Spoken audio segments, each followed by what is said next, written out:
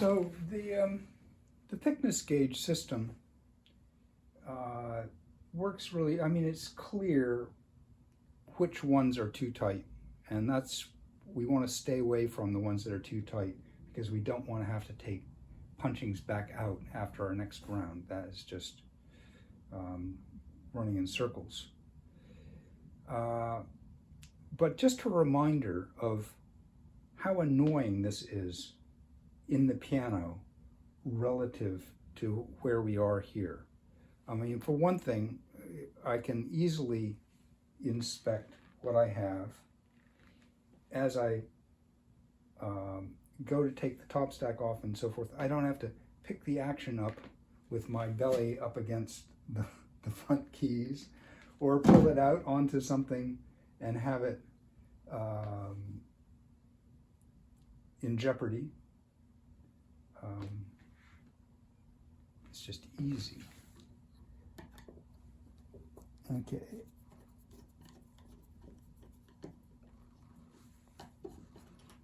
So I could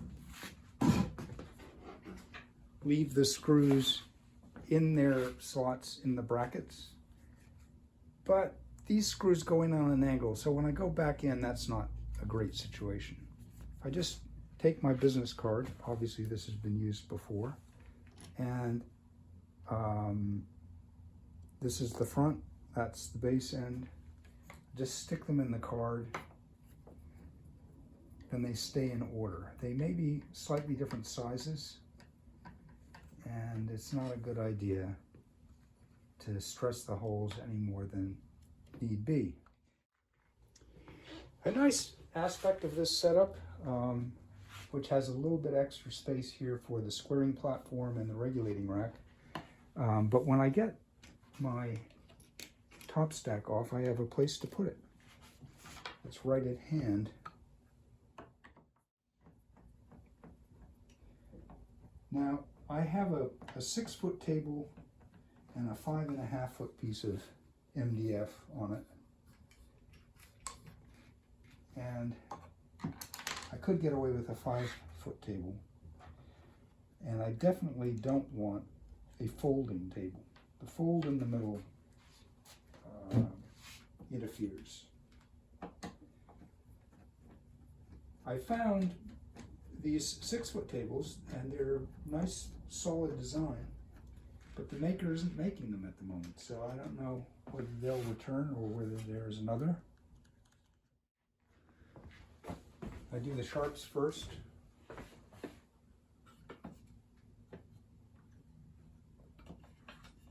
Just get the punchings in, and as I say, they will be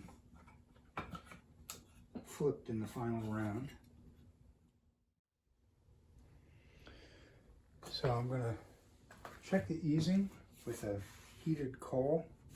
This is a number 5 of the series that I think you can get at Pianotech, maybe Schaff as well. Not sure. Been a long time since I purchased them. But they're slightly tapered.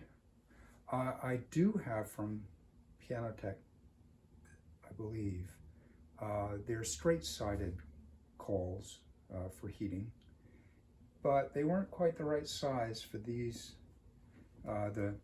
These are WNG replacement balance pins, and I'm not sure who made the front rail pins, but anyway, they are what they are, and that one is a little tight.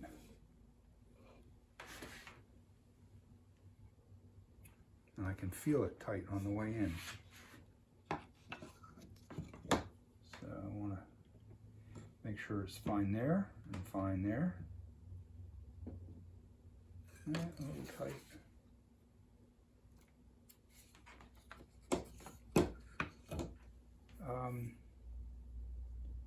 Yeah, the heated caul works really well and leaves a stable result. And you want just a hint of a tap.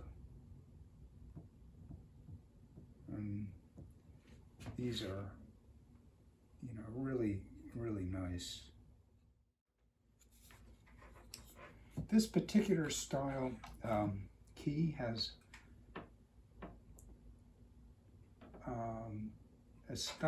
it had a style bushing that is, I don't know, they press it down into the key top, into the button, and which destabilizes it. It's very annoying.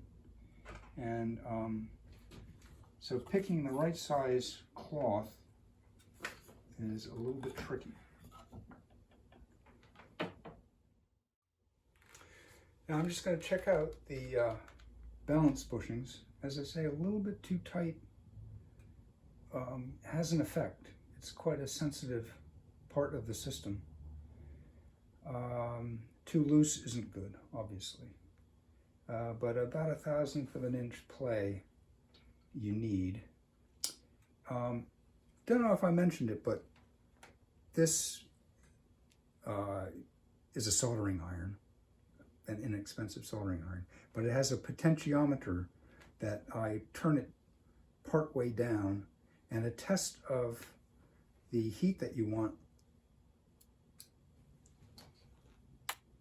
is that it will, if you wet your finger, it will sizzle it immediately, but it does not burn the cloth. And, clearly you don't want to singe the bushing cloth. The heat burnishes the cloth, but I think what it does is just briefly softens the glue and resets.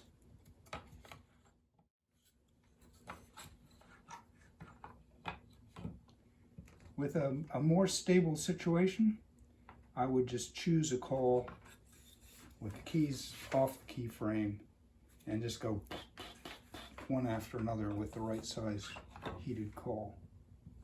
The other thing you could do is warm up a set of coils on a hot plate of some sort and insert them and let them cool down in place. A word about leveling with weights on the back checks. It takes a certain amount of time to put them on. They have a tendency to want to fall off. You've got to tape them up so that they don't mark your back check coverings. There are times when perhaps they're useful.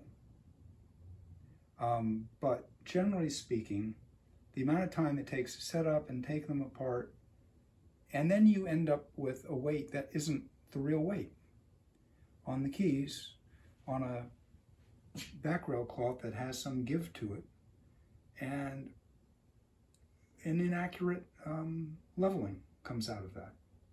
I mean, clearly there's more weight down here than there is up there, but the weights are the same size. And how much of a bother really is it to take the top stack off and put it back on? The one bother about it is if you do it multiple times that you risk stripping the screws. So I just apply a little super glue to the problem.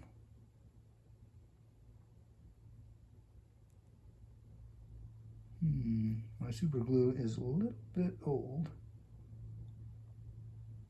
and viscous, but it'll work.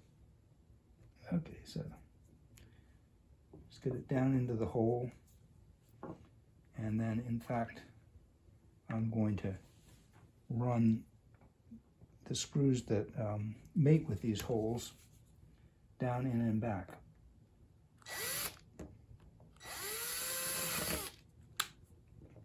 I have my ratchet on setting number 1 for this. I do not want to strip out the screw on the way to repairing it.